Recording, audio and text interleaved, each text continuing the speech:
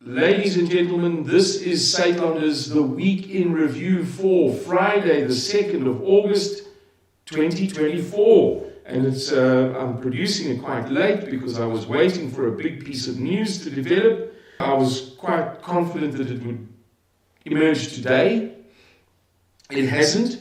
And for that reason, we don't even have a meaningful event at the time of recording this video worth sharing with you for today. Not as yet anyway. Not in my opinion anyway. But let's begin with last Friday, the 26th of July, to cover some things that we may have missed, and then it'll be inclusive to yesterday, Thursday, so there will be our 7 days.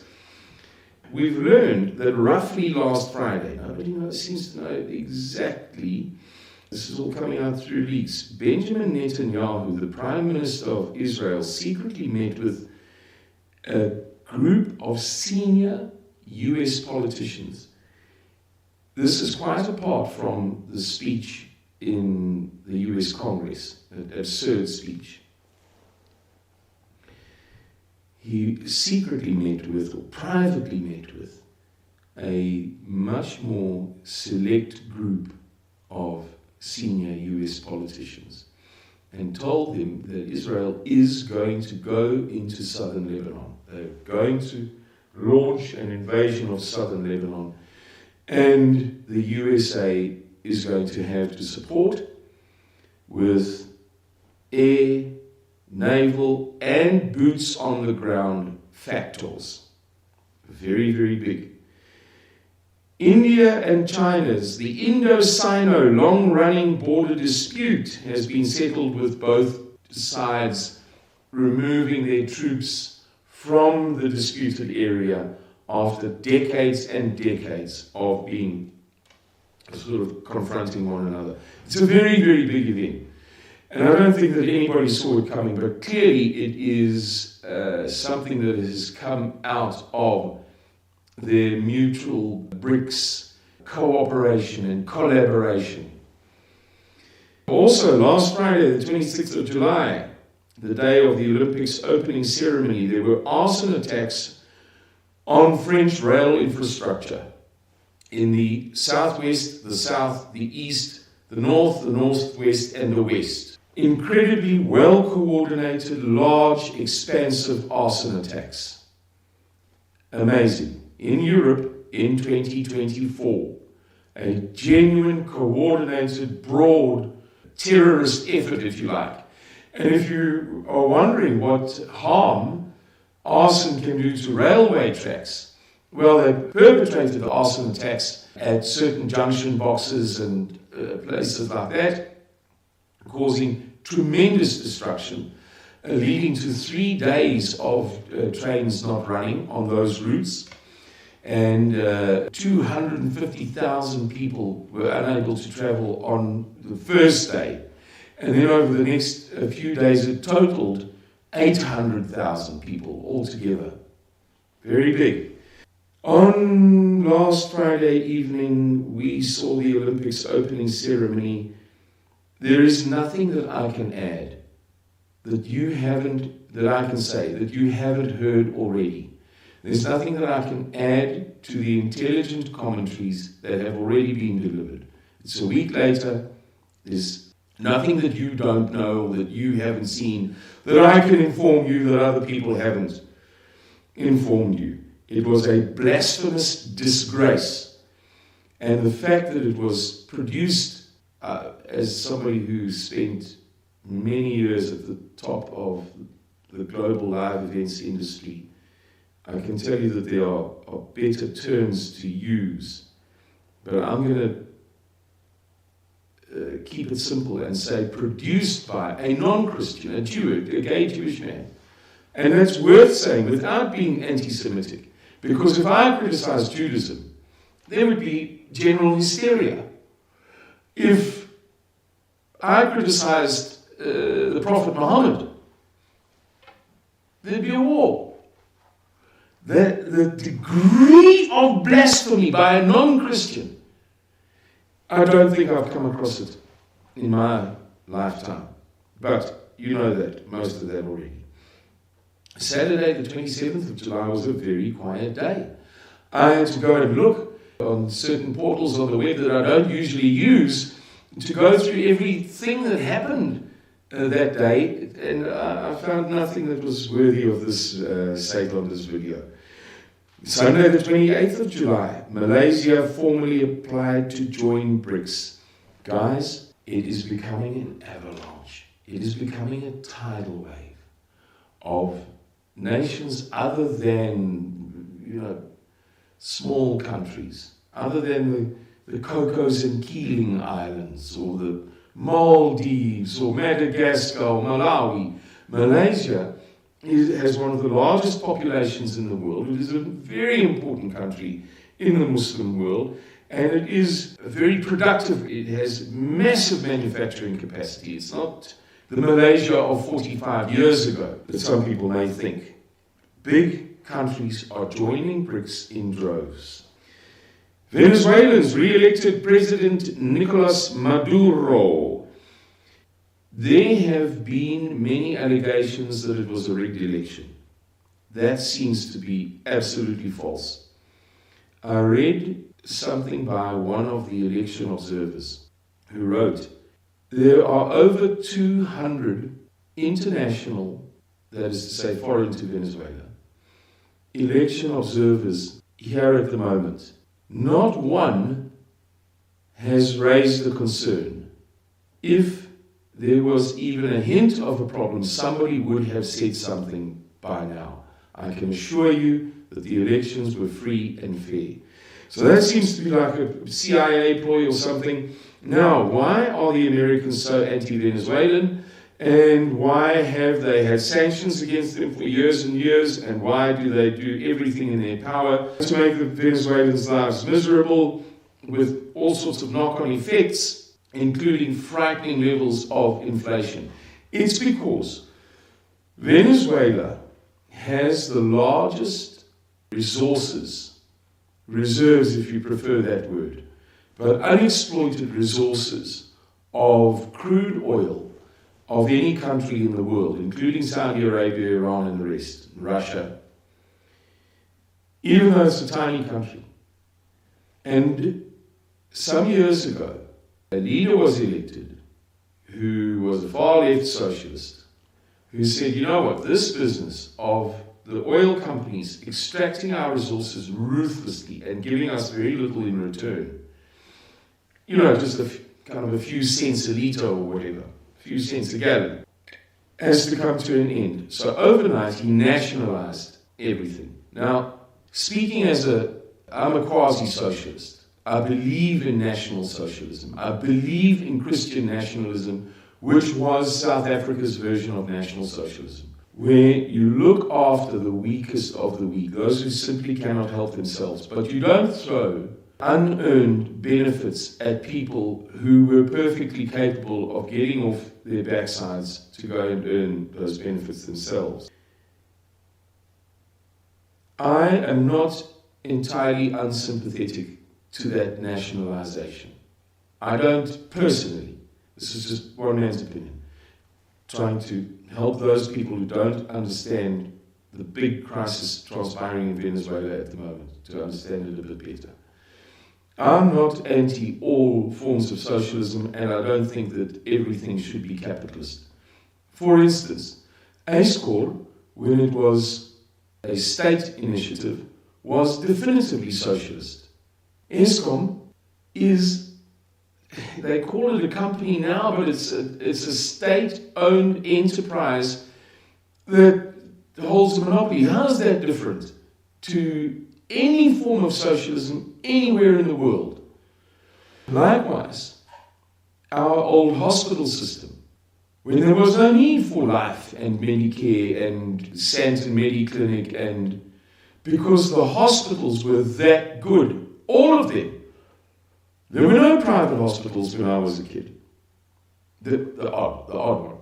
And those were generally religious, like a hospital founded by Roman Catholics, let's say, 100 years ago in Durban, St. Augustine's.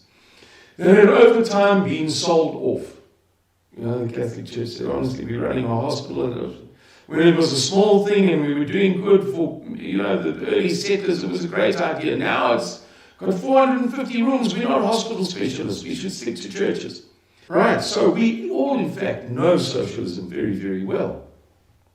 We South Africans. What is my point? My point here is to say that we think of ourselves as capitalists, you and me. But we're not entirely. And therefore we should have a nuanced view of these events in Venezuela. Under the circumstances, it wasn't all bad for the Venezuelans to nationalize those companies. However, like all nationalizations, it doesn't go well at the beginning. And sometimes it doesn't go well at the beginning and in the middle and at the end, and they end up abject failures. Because usually the state lacks the acumen to run those enterprises well. Unlike the acumen that our state, the old South Africa, was able to find to run the post office and ISCOR and ESCOM, and the list is very long. So that's the background. It was nationalized, and then the Americans went berserk. Now, I put it to you that the reason is because the American-Israeli-owned banks, they're all American, all of the big banks are American-Israeli-owned, all,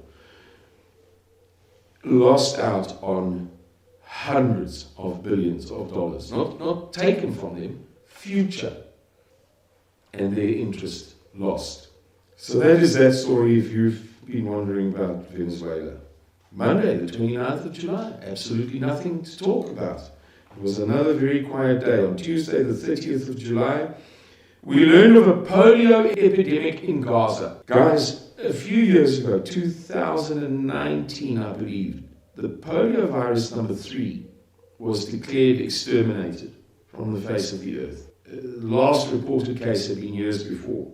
In 2015, I believe, polio virus number 2 was declared exterminated from the face of the earth. Last reported case many years before. And the epidemiologists and virologists who work in this field say that their measurements reveal that polio virus number 1 has been 98% exterminated. And there is very little of it left, and only in very, very remote locations, such as deepest, darkest Africa. That these cases of polio are being reported now in Gaza is leading some people to say, was it not put there by the Israelis? Why now, all of a sudden, when polio is of the 3 sorts, it's 298%, 100%, 100%, and 98%. Or 298 out of 300 parts, fractions, eradicated. Now all of a sudden it pops up in Gaza. So that may be a very sinister thing. The top Hezbollah commander, Fuad Shukr, was assassinated by the Israelis from the air on that same day, Tuesday, the 30th of July. I still haven't gotten clarity on whether it was definitely a missile launched from an airplane or a missile launched from the ground or a drone, but one way or the other, from the air on Tuesday, the 30th of July by the Israelis. Not in Israel. I forget the precise location, whether it was in, I think, on the west bank of the Jordan, but I could be mistaken. On Wednesday, the 30th of July, Israel apparently assassinated Hamas political leader Ismail Haniyeh in Tehran, that's in Iran, after attending the inauguration ceremony of Iran's new president, Masoud Pezeshkian. You may recall that about a month and a half ago, the then president of Iran's helicopter crashed in the far northwest of the country after he had been present at the opening ceremony of a new dam. There was a lot of speculation that that too may have been suicide, because there were some very strange elements to that event. So the new guy comes along, and lo and behold, his buddy from Palestine, from Gaza, comes to attend the celebrations, the inauguration, all of the good things, and he went to sleep in his guest house after the events, and a bomb that had been planted, apparently by an Israeli Mossad team 2 months ago, was activated, and he was assassinated on Wednesday the 30th of July. And then yesterday, Thursday the 1st of August, Israel claimed to have successfully verified that it succeeded in assassinating a Hamas military commander, Mohammed Daif, on the 13th of July. Last but not least, late last night, Hezbollah succeeded in launching a massive rocket and drone and missile attack on northern Israel. For those of you who don't know, since 1948, many Muslim nations and many Arabs living within Israel have been opposed to the existence of the State of Israel. And they've fought against it. There was the 67 war, the 73 war, the Yom Kippur war, the 67 was the Six-Day War. In 1982, Israel invaded southern Lebanon and got all the way to Beirut, roughly in the middle of the country.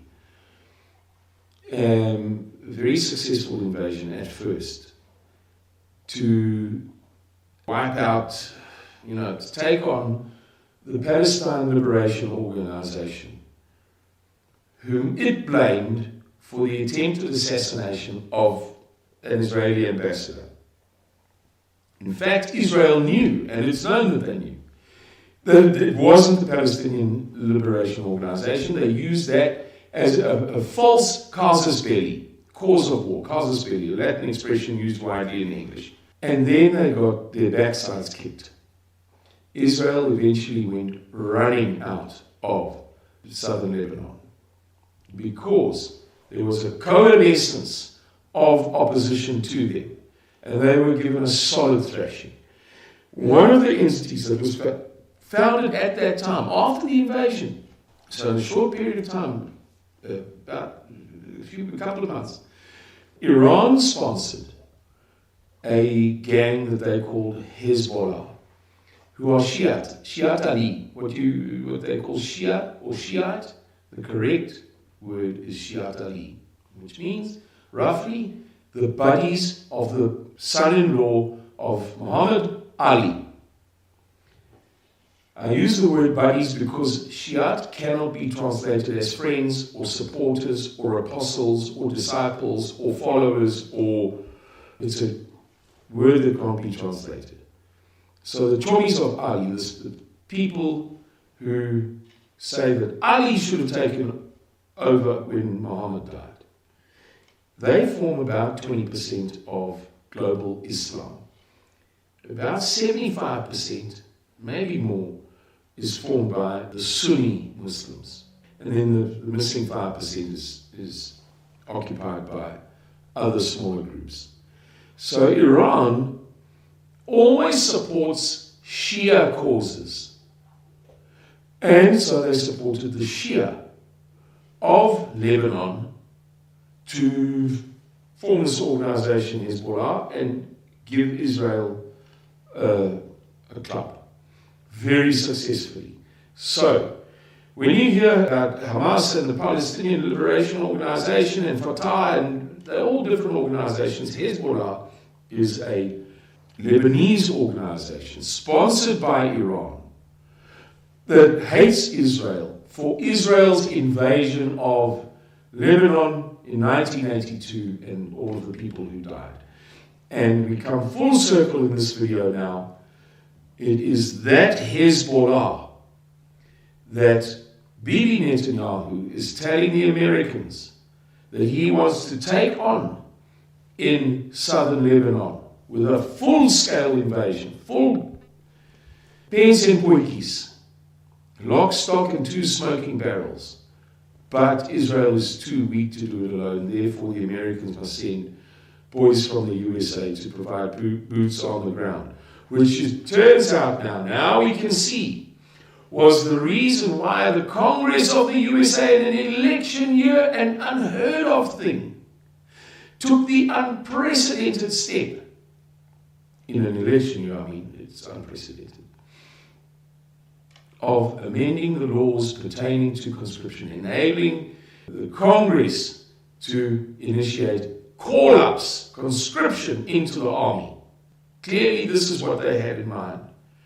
And they took an enormous risk because, of course, now those congressmen, senators, and representatives stand to lose their seats in the November election because they've upset every mother in the USA and every young man, every mother of sons and every young man. So that, it turns out, is the big story of the week. Very big indeed. I hope that you enjoyed this video. I hope that you found it informative. I'm going to try very hard to keep every video that I do from now on beneath 20 minutes, but I found it impossible. I'm just going to have to try harder. That's it. Thank you very much, and God bless you for the times that lie ahead of us. Bye-bye.